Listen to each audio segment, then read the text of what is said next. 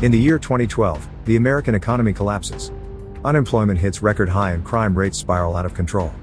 The prison system reaches breaking point, so private corporations now run all correctional facilities for profit. Terminal Island Penitentiary streams a series of cage fights live on the internet, and prisoners fighting to the death become a rating sensation. However, the audience soon becomes bored and demands more, and that's how The Death Race is born, a show where inmates race each other to the death in specially modified cars in order to win their freedom. In today's race, there are only two cars left. One is driven by masked inmate Frankenstein and his Navigator case, and the other is Frank's oldest rival, Machine Gun Joe.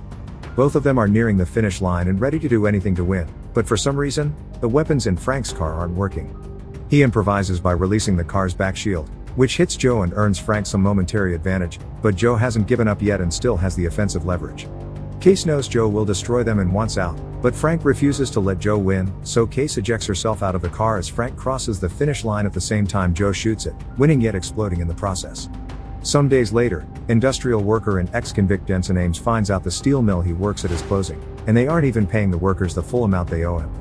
As the workers start getting agitated, the anti-riot police arrive and begin beating them up at the smallest of provocations, and seeing his co-workers get hurt causes Jensen to jump into the fray and beat some cops in return. Night has already fallen by the time he makes it home.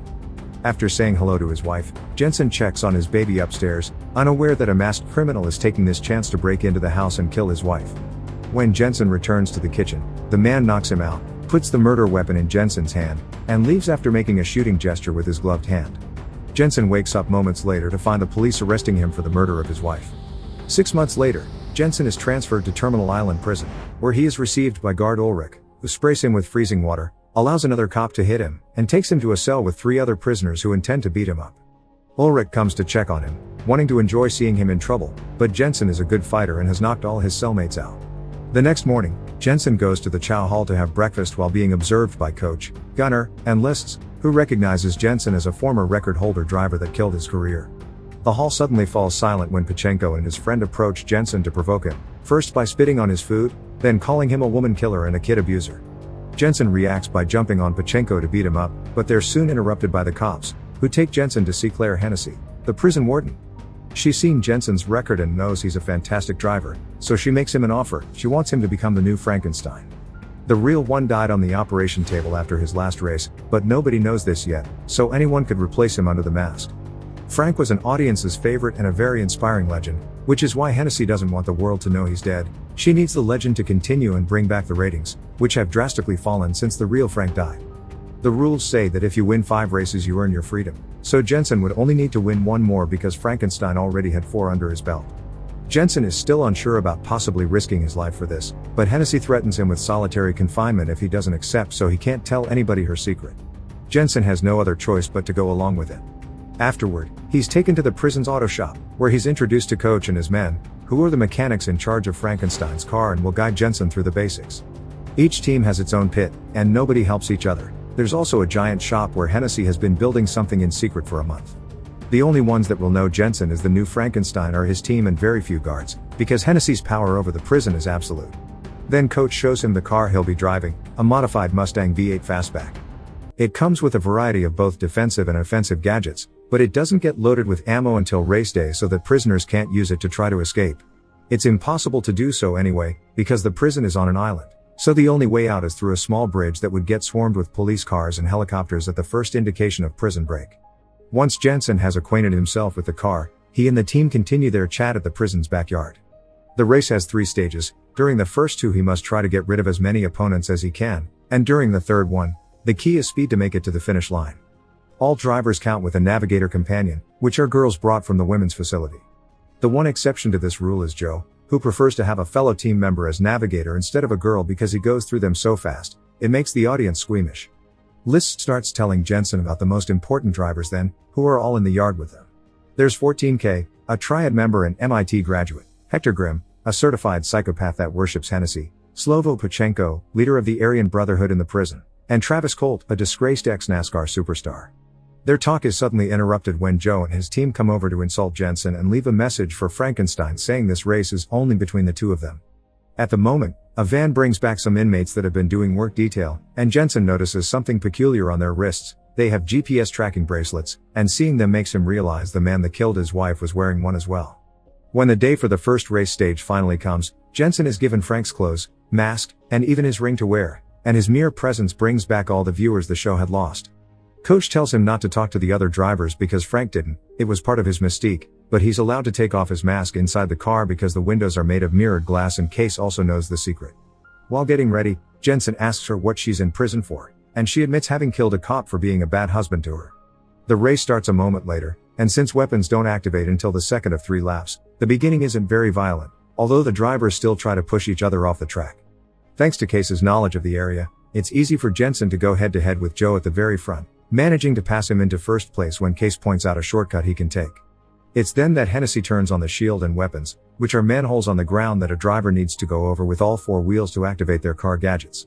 Soon there is open fire on the track, and when Hennessy activates the death heads too, Grim kills a minor driver by pushing his car against it. He also causes Joe to fall behind after shooting oil at his car, but he loses the race when 14K pushes him off track with a missile and Joe runs him over. Meanwhile, Jensen manages to activate the weapons, but the machine gun gets stuck, so Case gets on the hood of the car to fix it, causing the others to concentrate their bullets on her. Jensen's skills allow him to dodge them all though, and Case returns safely to the passenger seat afterward. Jensen steals a defense manhole from Colt, but as it happened to Frank, none of his defense systems will work, and the rear shield won't survive much longer. Luckily, Jensen thinks of a plan on the spot. He makes Case unhook the napalm and sit on his lap, so he can launch her chair with the napalm on it. It's Colt's car that gets hit, and now that it's covered with napalm, Case throws the car's lighter at it, lighting it on fire and getting him off the race. With Colt gone, Jensen goes head to head with Joe again, but he is suddenly distracted by Pachenko, who makes the same hand gesture the man that killed his wife made at him before leaving. Joe takes advantage of this and pushes Jensen's car back, causing him to come last while Pachenko gets first place. 3 drivers are dead, and 6 remain for the second stage. After the race, Coach and his men check the car and notice the gadgets are working properly, so it doesn't explain why they wouldn't activate when they had to.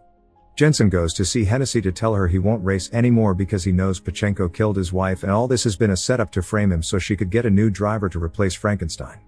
She doesn't admit to it, but she does show him a picture of his daughter in the foster home she's gone to, reminding Jensen that he should play along if he wants to see his daughter again. Not being able to do anything about it, Jensen goes back to the yard, where he chats with Coach and asks him why he doesn't wear a number. Coach explains he is technically not a prisoner anymore. He qualified for parole 3 years ago, but he couldn't bring himself to cross the gate. The world had changed too much, and he preferred the familiarity of the races. He also doesn't believe Jensen killed his wife. Later in the evening, while working on the car, Jensen sees Pachenko passing by and decides to follow him to his pit, where he gets captured by Pachenko's team. He punches Jensen a couple of times before grabbing a heavy tool to smash his head, not caring if he has Hennessy's protection, but he's stopped by Lists, who stabs him on his back with a pen. Jensen takes advantage of the distraction to grab a metal shard from the ground and stab his captor, then he knocks him and his friend out before going after Pachenko. He punches him, throws him around, and hits him with various boxes until Pachenko admits Hennessy made him kill his wife and Ulrich was the one to take him there. When Jensen gets ready to kill him in revenge, Ulrich shows up with another guard and stops the fight. The next day, right before the second stage of the race begins, Pachenko teases Jensen by making the same hand gesture at him. However, Jensen doesn't fall for the provocation. In fact, he starts driving slowly on purpose and takes a tunnel so he can talk to Case in private. He wonders if she killed Frank because he finds it suspicious that the car's gadgets malfunction 2 races in a row, and he threatens her to expel her off the car if she doesn't answer. Case admits having sabotaged Frank's rear weapons because Hennessy would reward her with her freedom. The goal was never to kill Frank though. That was an accident caused by him still trying to win with no weapons. Hennessy's goal was to make him lose to keep him in prison, racing for the public. Now that he has his answer, Jensen speeds up and easily slides back into the race, ignoring Joe for now. His objective this time is Pachenko. After the two of them unsuccessfully try to push each other off the track, Jensen drives ahead and takes the weapons manhole instead of defense. This confuses everyone because the weapons are at the front of the car, so Jensen surprises them by suddenly turning the car around and opening fire on Pachenko while driving backward. After he's damaged the other car enough, he turns around again and hits the smoke, causing Pachenko to crash against a concrete barrier. Then Jensen stops his car and gets out to approach Pachenko and break his neck as revenge for his killing his wife. Between this and Joe deciding to change his navigator in the middle of the race, Hennessy decides it's the right moment to release the thing she's been building all this time, a multi-weapon tanker truck called Dreadnought. This truck is incredibly powerful and quickly catches up with the drivers, immediately killing 2 minor competitors. Since it belongs to the warden, it also has the benefit of being allowed inside the buildings, which lets it take a shortcut and appear at the front of the race. The dreadnought slowly kills 14K's navigator before grabbing his car with chains and shooting at it until it explodes, which means only Jensen and Joe are left. There is no way they can defeat such a monster without a proper plan, so Jensen asks List to connect his communicator to Joe's car and they agree to work together. They flank the truck with their cars, doing their best to dodge any incoming attacks, and when a trap manhole appears in front of them, each of them hits it with 2 wheels, getting the 4 needed to activate it.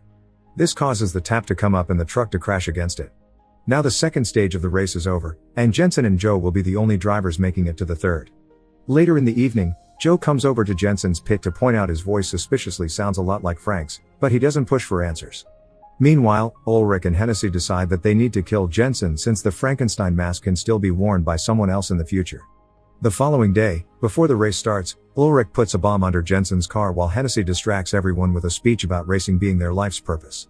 When she mentions this may be the first time someone may win their freedom with a 5th victory, Jensen realizes that they always rig the races to eliminate anyone that could possibly win for the 5th time, and that's why nobody has ever achieved it before, which means he won't be allowed to win today either. Coach hears this conclusion and, once they're allowed to go back to the auto shop, decides to show Jensen a very important detail on a video of Grimm's death. This gives him an idea for a plan, and he asks List to add a half-gallon reserve tank to his car before going to Joe's pit to ask him to collaborate with him again. While Jensen is changing into Frank's clothes, Hennessy visits him to give him his release papers and to make him a new offer. If he wins, she wants him to stay in prison and continue to be Frankenstein because the track is where it belongs. She claims he isn't daddy material and an ex-con couldn't give his daughter a good life, so choosing to stay would be an incredible unselfish act of love. Jensen goes to join the race without giving her an answer yet, but he does put away the release papers in his pocket. When he gets in his car, Case admits Hennessy also spoke to her and asked her to stop Jensen if he was about to win, but he doesn't worry about it. As soon as the race begins, Ulrich starts controlling the manhole so they only activate when Joe goes over them. He opens fire at Jensen as soon as he is able to, damaging his back shield so much that Jensen decides to drop it. However, Joe easily dodges it, having already learned the trick from when Frank did the same. Hennessy activates a defense manhole for Jensen to take in order to keep the viewers interested, but Joe launches a rocket at it, destroying it. He has more rockets to go and he launches them all at Jensen, who dodges them and lets them hit a wall. This wall was the one behind Grimm when he died, and it's already weakened because of that old explosion. So today Jensen and Joe have been calculating their attacks for them to land on the weak spot, and now the rockets hit it for a final blow that opens a hole and allows them to escape the prison. Furious, Hennessy ends the stream and sends all available cops after them before pressing the bomb detonator, but nothing happens. Coach and his men had already removed the bomb from the car and deactivated it. Joe and Jensen make it to the bridge, but the police cars are getting closer, so it's time to pull the next part of his plan. Jensen releases that extra half-gallon reserve tank, which hits the cars behind them, causing an explosion and a wall of fire that prevents any other cars from chasing them. Both convicts manage to cross the bridge gates and take 2 different roads so that all the helicopters only follow Jensen, who is the most important of the 2. As Joe drives away, Case agrees to help Jensen with the last part of his plan because she owes it to Frank and Hennessy has already given her the release papers, so they'll be obliged to let her go. When they are passing by some construction cranes, Jensen jumps off the car under their shadows and hides in there while Case takes his place at the wheel. She only gets to drive a couple of miles more before the helicopters stop her with a wall of fire, but when she comes out of the car with her hands up, she's wearing Frank's clothes and mask. Since most people don't know about the identity exchange, the cops arrest her and take her back to the prison, allowing Jensen to escape and meet with Joe so they can board a freight train together. Back in the prison offices, Ulrich says the ratings are off the charts and congratulating gifts are already arriving. Hennessy opens the gift box he's brought and finds the bomb Ulrich had put under Jensen's car, which then explodes, killing them both. Outside in the track, Coach can be seen having pressed the detonator. 6 months later, Joe and Jensen have made a new life in Santa Rosalia, Mexico. They work together as mechanics in their own auto shop, and Jensen has regained custody of his daughter. Case visits them too after her release papers finally get processed, bringing with her a racing car for them to check out.